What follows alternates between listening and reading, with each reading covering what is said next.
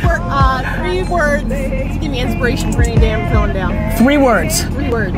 You're gonna die. Yeah, that's inspiration. Do something about it. Do something about it. Fucking love you. Love you too. Take care. That's it, c'est exactement le genre de perspective qui fait que je suis encore avec vous autres depuis over 60 épisodes du Obi Frog Show, 150 épisodes du VV Frog Show, so yeah, du contenu, pas fini d'en dropper pour vous autres le plus possible, so yeah, that's it, on switch, on change pas notre formule gagnante, Omi, Bitcoin, Omi Burn, let's go, les Comey News, that's it, bon show. Yes, bon matin la gang, j'espère que vous allez bien, épisode 60 du Omi Frog Show. Ce matin, on change rien comme d'habitude, sauf que justement, notre Bitcoin a crashé sous le 20 000 $ hier. On va aller voir ce que j'en pense. Est-ce qu'on est parti sur une belle descente? Est-ce qu'on va rebondir? C'est quoi que la charte nous en dit? Puis bien entendu, on va aller faire un tour sur le Omi juste après pour faire la même évaluation. So, yeah, that's it, disclaimer time. Ouais, là c'est le moment où je vous rappelle qu'il n'y a aucun conseil personnel financier ou d'investissement qui ne sont prodigués dans ce vidéo. Vous devez absolument faire vos propres recherches et consulter un expert financier pour vos investissements.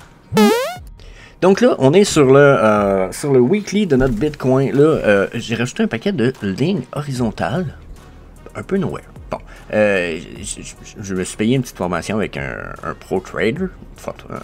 Il y a quand même un moment, mais là, je commence à ressortir de plus en plus de stuff. Il m'a été fortement suggéré de rajouter des horizontales, trendline, pour voir les prochains niveaux qui s'en viennent. Puis je me suis dit, good, je vais vous partager ça. Ça serait ridicule de ma part de ne pas vous partager.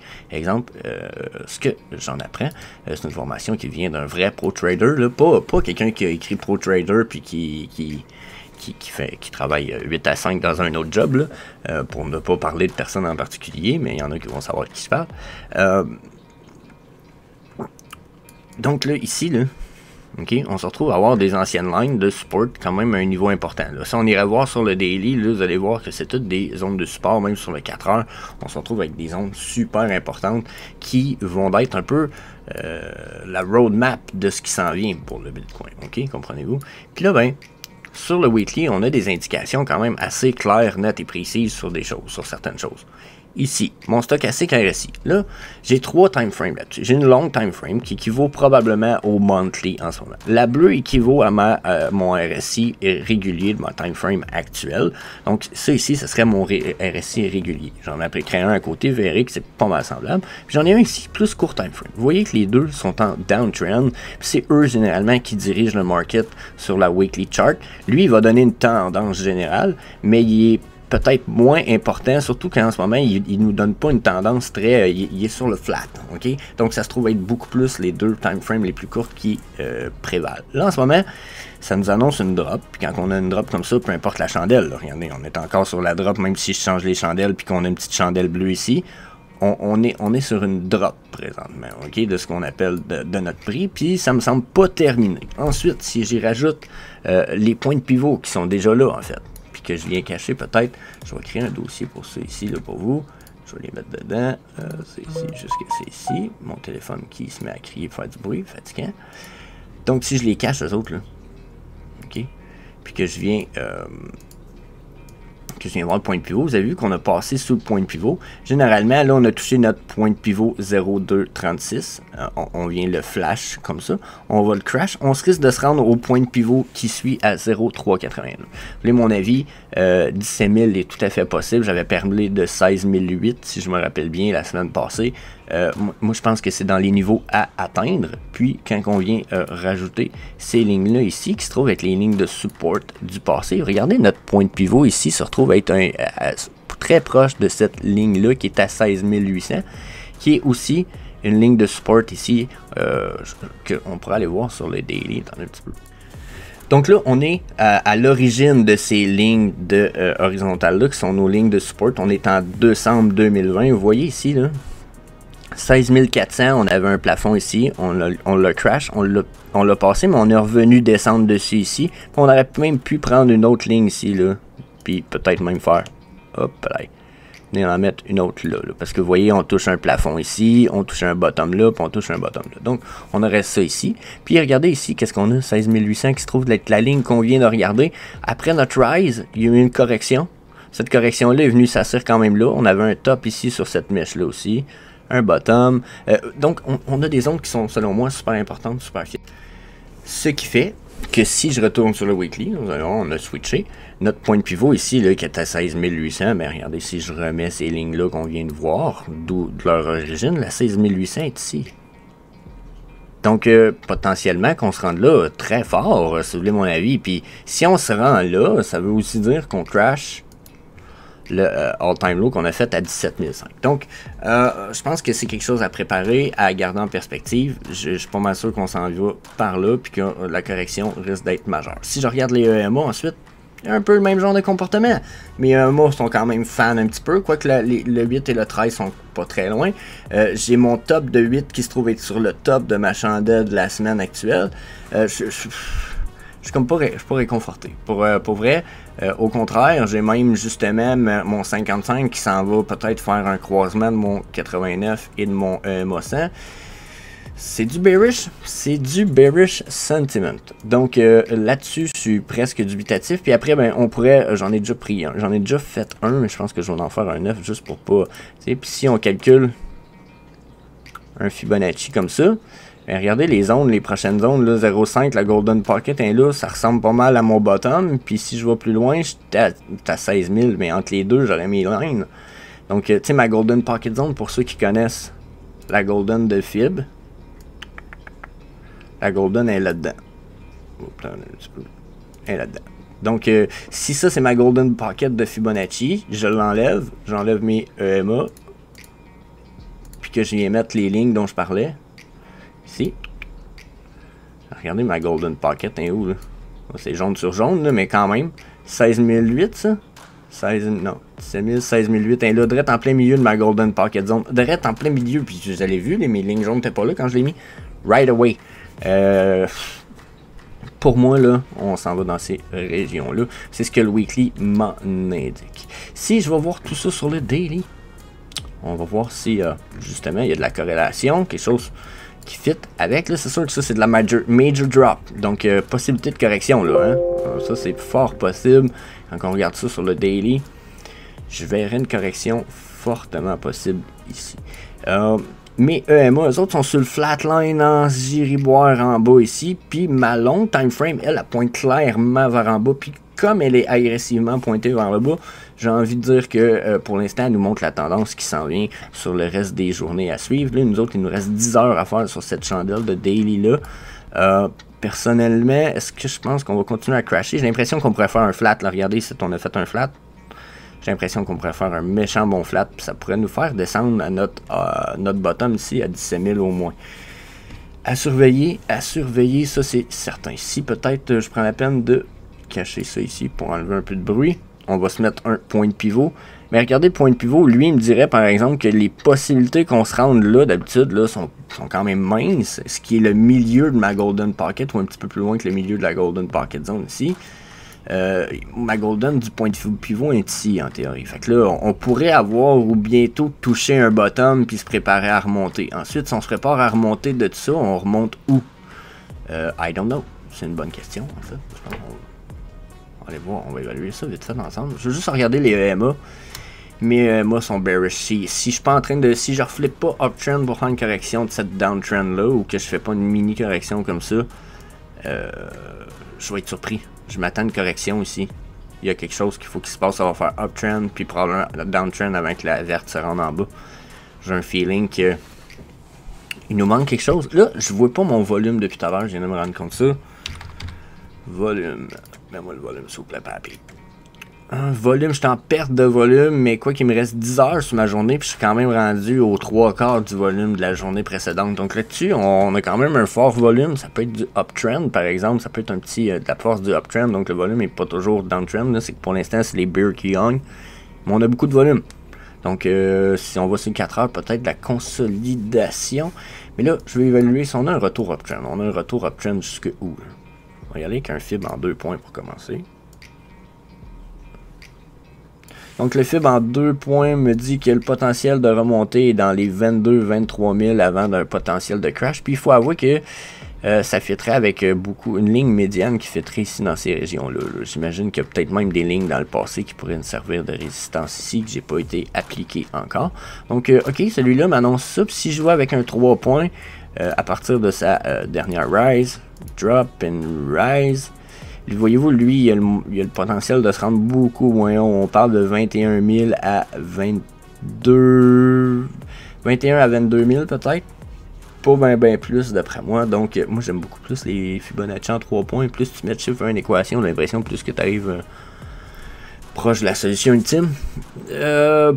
Pour moi, ça retourne uptrend dans pas long. J'ai pas été voir 4 heures, mais ça me semble dubitatif. On crash depuis un peu trop. Si on y retourne pas, c'est parce qu'on va aller toucher d'autres planchers, sûrement, dans ces niveaux ici. Là. On va peut-être se rendre à 19 000 avant d'aller repartir sur la uptrend. Donc, préparez-vous à ça. Probablement un petit retour downtrend, mais sinon, après, retour pour faire une correction, ça me paraît dubitatif là-dessus. Si on descend plus bas un petit peu, d'après moi, justement, on corrige à 21 000 gros max, puis après, on s'en retourne. La downtrend va être comme confirmée.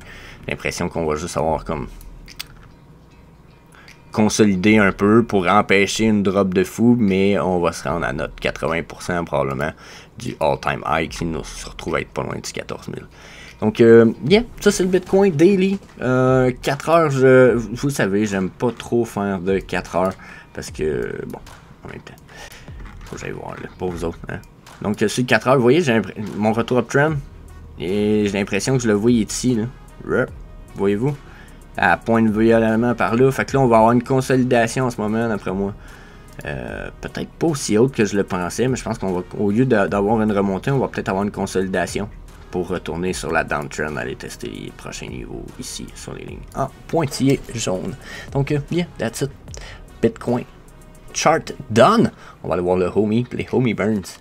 Donc les burns, on fait ça vite, la réserve est rendue à 203 milliards et ça nous fait 70 milliards de homie burn. Fuck yeah, tout le monde, n'oubliez pas, il faut aller joindre le petit lien ici pour vous acheter des merch pour burn de homie. Vous pouvez aller jouer à The Incinerator avec les jeux de Cooper, il y a plein d'affaires. Donc super nice. Good job la gang. On continue à burn, à accumuler puis à acheter des homies pas pris, même si ça risque de descendre. Puis let's go. Donc, on y va pour le homie sur le weekly, la gang, on regarde ça, 0,1345, ça va pas super bien. Je vous dis ça de même, là, je regarde le homie. J'ai rajouté justement les horizontal lines dont j'ai parlé dans le début de vidéo, que j'ai mis pour le Bitcoin. On n'a plus de support sur le horizontal line, dans la mesure où ce qu'on a là, c'est pas très puissant. C'est des bottoms de ça. Puis ça, ici, là, ça se trouve être des bottoms de mèche. Puis regardez, la dernière fois, on les a flashés. On n'a pas réussi à le crash. Mais on n'a pas remonté bien haut depuis. Donc, le potentiel qu'on ait soit double bottom ou les crasher, si vous voulez mon avis, est très bon. Je vous dirais même extrêmement bon. Là. Okay? Donc, ce que j'en vois pour l'instant, c'est ça ici. Je regarde mon stochastique RSI multi-time frame. Je regarde ma time frame du weekly, qui est la bleue. Je suis downtrend.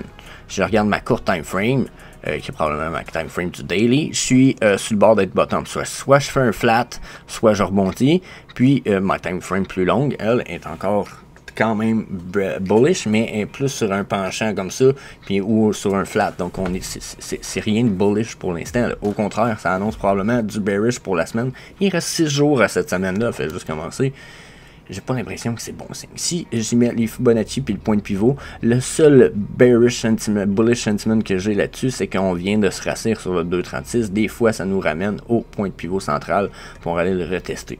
Personnellement, j'ai l'impression qu'au contraire, on va continuer à descendre. Donc, si je renlève le pivot central, je mets les EMA, un peu la même chose, un peu ce que je vous avais dit la semaine passée avec les EMA. Regardez comment que nos EMA s'écartent de nos chandelles. J'ai l'impression qu'on va, ça va faire une descente un peu, peut-être pas aussi violent, là. On va vous l'avouer, mais regardez comment que, quand ça s'éloigne de la chandelle, comme là, on a un trou entre la chandelle et notre EMA.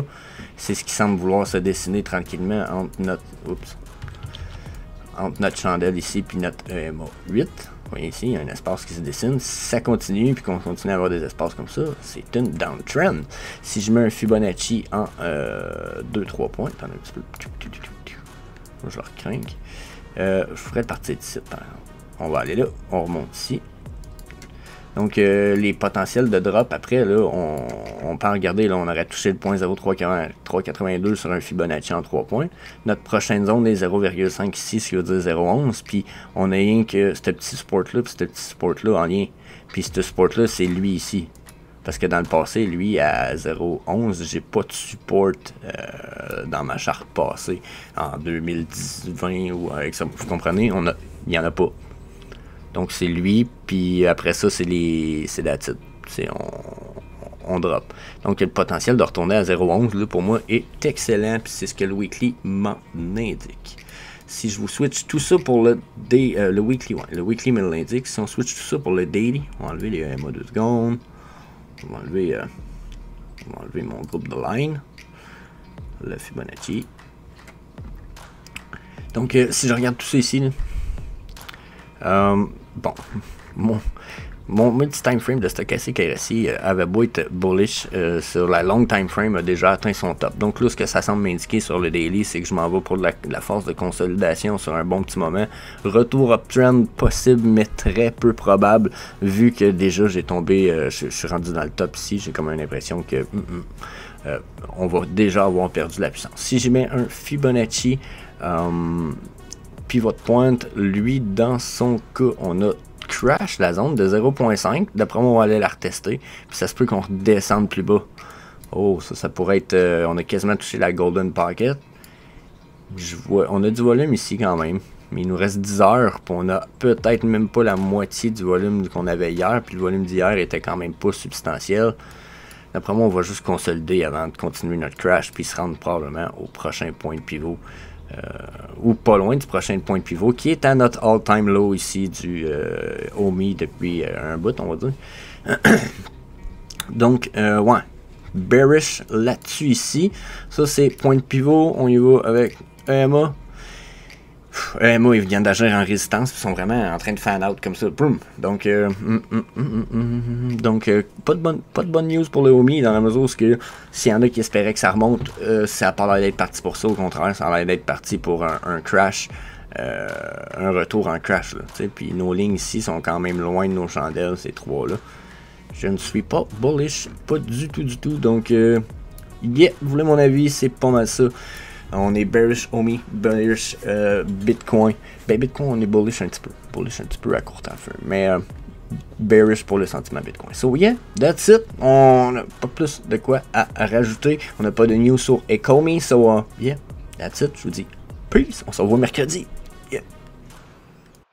Hey, j'en profite pour vous dire, n'hésitez pas, vous avez des questions sur les chartes, les indicateurs, peut-être vous voulez que j'utilise un autre indicateur, vous avez des suggestions, quoi que ce soit, n'hésitez pas, j'en connais une panoplie d'indicateurs, j'ai déjà pas mal tout essayé, tout utilisé, les basics au minimum, puis même des basics upgradés, donc n'hésitez pas à faire tout ça, le smash le subscribe button, le clic la notification, n'a rien manqué des vidéos, mais surtout, vous avez des questions, quoi que ce soit, en bas dans les commentaires, so, peace.